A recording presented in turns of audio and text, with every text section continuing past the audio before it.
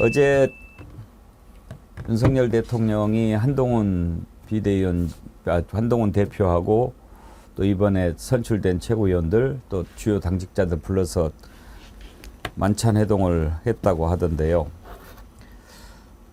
앞으로 그 동네 어떻게 될까 한번 짧게 살펴볼까요? 어제 이렇게 뭐 노타이 차림으로 회동했던데 그 장면 혹시 볼 수 있습니까? 예. 저기가 용산입니까? 청와대입니까? 용산이더라고요. 용산에서 네. 어때요? 저는 그게 참 궁금한데 앞으로 윤경호 소장님 보시기에 윤석열하고 한동훈하고 사이좋게 지낼 것 같습니까? 어떻습니까? 그 어저께면은 하루 만에 이제 부른 거잖아요. 김건희는 안 나왔더라고요. 그런데 왜 저렇게 빨리 만찬이라는 형식으로 회동을 했을까? 저는 어느 패널리스트의 의견을 제가 대신 공감을 해서 좀 인용을 합니다만, 이거 윤석열이 한동훈 포위를 위한 사인을 보낸 거다, 이 말이 딱 와닿대요. 오호. 한동훈, 너 나에게 겨누지 마. 왜냐하면 저 보세요. 이제 대표에 나왔던 한동훈 말고 나머지 원희룡, 나경원, 뭐 윤상현은 어찌됐든 친윤 내지는 이렇게 반윤은 아니었잖아요. 일단 반한이죠. 반한이었죠. 예. 예, 비한 내지는 반한. 그러니까 그들끼리 서로 아직은 뜻을 같이 한다 이거고. 그다음에 당의 지금 당직 뭐 추경호 원내대표라든지 뭐 정점식 정책위 의장이라든지 뭐 이런 사람들도 이미 윤석열 대통령의 영향권 내에서 완전히 벗어났다 이거 아니니까 그들이 동시에 어찌됐든 내 편이야 라는 거를 윤석열이 뒤에 세워놓고 과시하는 자리. 너 앞으로 나에게 또는 김건희 내 배우자 김건희에게 겨누지 마. 이걸 곧바로 그냥 딱 어떻게 보면 무력 시위처럼 그 말이 딱 와닿던데요. 네. 김철근 총장님 전망이 좀 궁금합니다. 두 사람 앞으로 어떻게 될 것 같습니까? 일단 힘 빼게 한 거죠. 어제는 어제 만찬이 예. 윤석열 대통령 너 그래봤자 내 아래야. 예.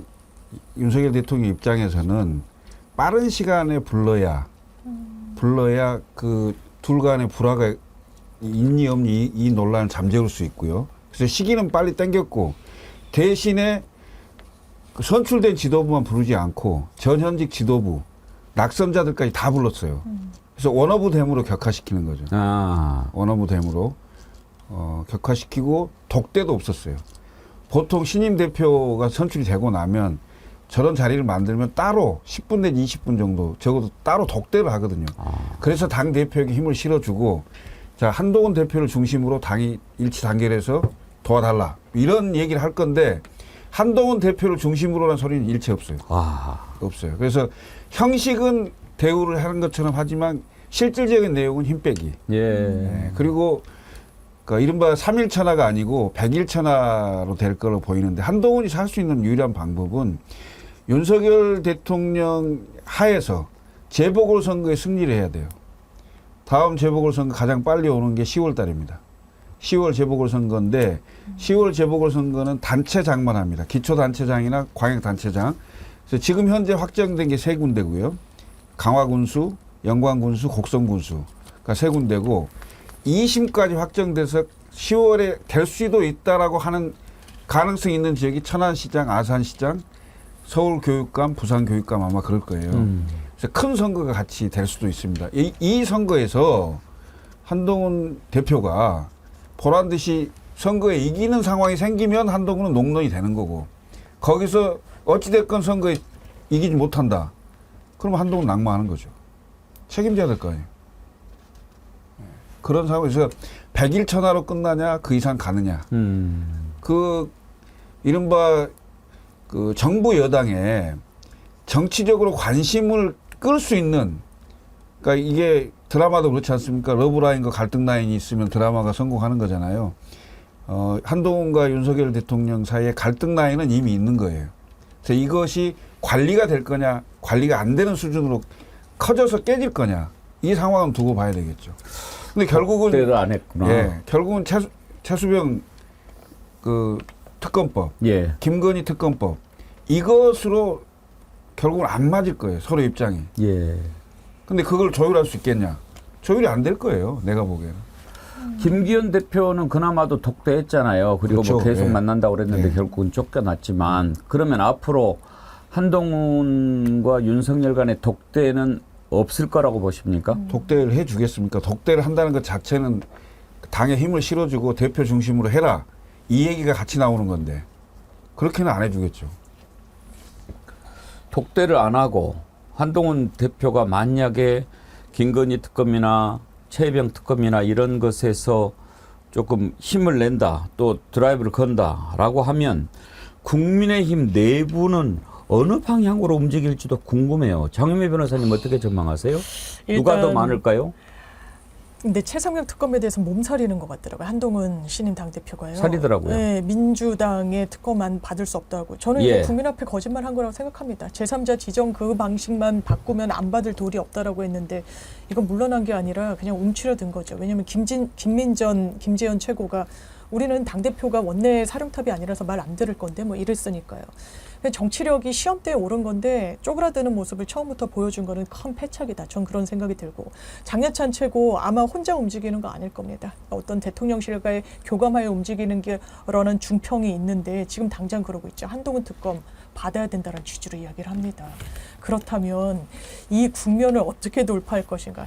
다만 민주당은 한동훈 특검을 엄청 서둘러서 이제 할 동의는 없어요. 왜냐하면 사실상 윤석열 대통령을 겨냥한 최상병 특검에 완전히 화력을 집중해야 되는 그런 좀 선택지밖에 없어 보이는 부분이 있거든요.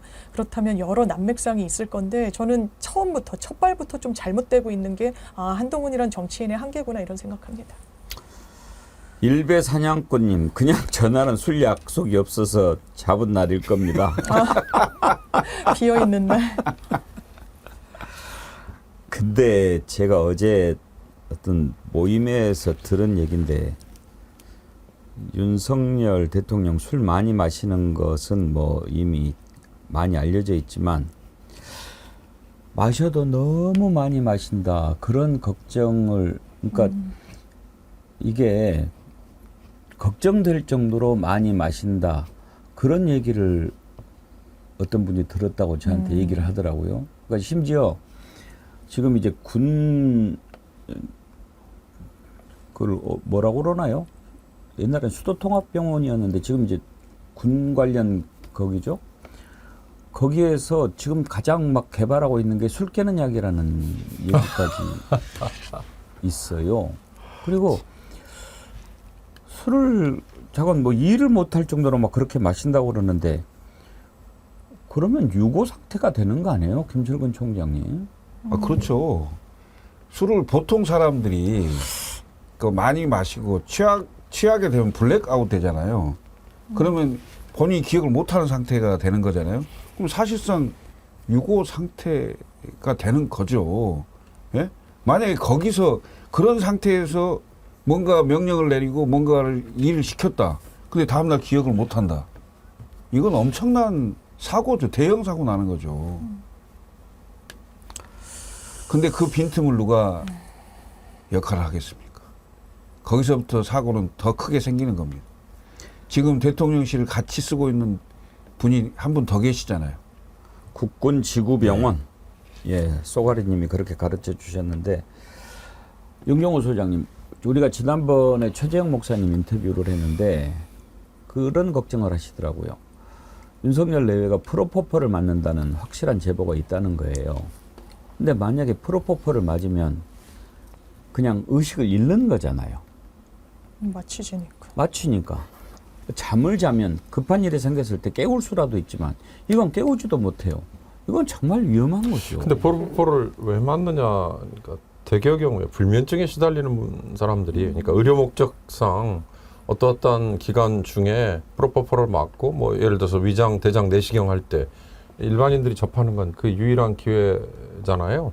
나머지는 다 특정한 목적들이 있어야 되거든요. 근데 그렇지 않고 프로포폴을 맞는다는 사람들은 불면증에 시달리는 경우에 그 잠깐이라도 숙면을 즐긴다 뭐 이런 건데, 과연 그게 사실이라면 아니 술은 술대로 그렇게 많이 먹고 또 불면증까지 있다? 이런 얘기들이 저는 그래서요 이제 이 레임덕, 데드덕 이런 거 나올 때마다 가장 가까이에서 보좌를 하고 가장 가까이에 접근한 사람들 중에 아마 양심선언 내지는 이 폭로가 멀지 않았을 것이다 그런 생각이 드는데요.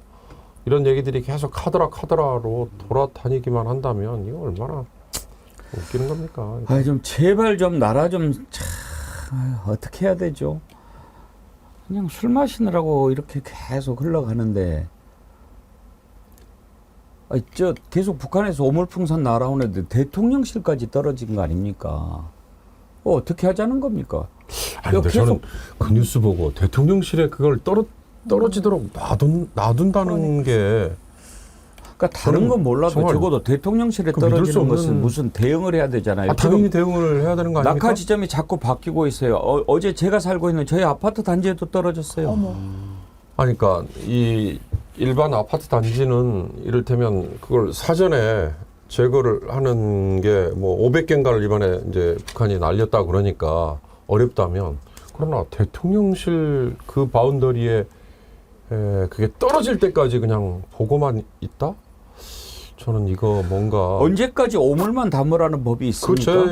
제 얘기가 그겁니다. 만약에 거기 그래서 생화가스라든지 아주 유독 위험한 거 들어있으면 어떻게 하겠다는 거예요? 그걸 나중에 뭐 터진 다음에야 대응합니까? 저는 좀 의심까지 들어요. 이 무슨 의도가 있는가? 지금 안보, 경제는 어떻습니까? 제주님, 아이디가 제주신데요. 장사하신 분들 하나같이 30년 만에 이렇게 장사 안 되는 건 처음이라고 합니다. 그 와중에 용산에서는 정신 못 차리고. 착한 악마님, 어제 오랜만에 건설 쪽 선배를 만나서 술 한잔 했는데 그 자리에서 선배가 용산 대통령실 공사 중 일부를 하청받아 일을 했답니다. 그런데 모든 공사 단가가 3배씩 부풀려서 견적을 받아 지급하고 우회로 대통령실이 지정한 별도 법인의 2배 수익을 다시 리턴해주는 방식으로 진행했고, 직접 경험했지만 이걸 말하면 현 정권의 세무조사 등 보복이 있을까봐 말도 못하고 있었다고 합니다. 뭐 이런 건 이제 나중에 조사해보면 다 나오겠죠. 오늘 아침에 저는 또 그런 얘기를 들었어요. 아주 유력한 건설업체가 부도가 났대요. 그런데 지금 뭐 관련된 데서 이렇게 소스도 안 주고 못하게 해서 보도도 지금 제대로 안 되고 있다고 그러는데, 지금 뭐 경제 어려운 거는 이미 건설업체 쪽은 지금 하청되는 데는 다 지금 난리가 나버렸는데, 이러는데도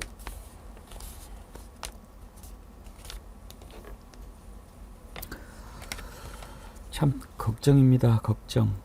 근데 그 술자리에서 나왔던 그 얘기는 굉장히 중대한 범죄인데 그게 그 건만 가지고 한 건만 했겠냐. 그런 유형으로 계속 했을 거 아니에요. 이건 엄청난 범죄 행위거든요. 더군다나 대통령실에서 대놓고 그렇게 했다? 이건 완전 국민들 깔봐도 이게 보통 깔본 게 아니잖아요. 직접 하청받아서 일했는데 만약에 그렇게 됐다고 그러면 이건 정말 조사해야죠.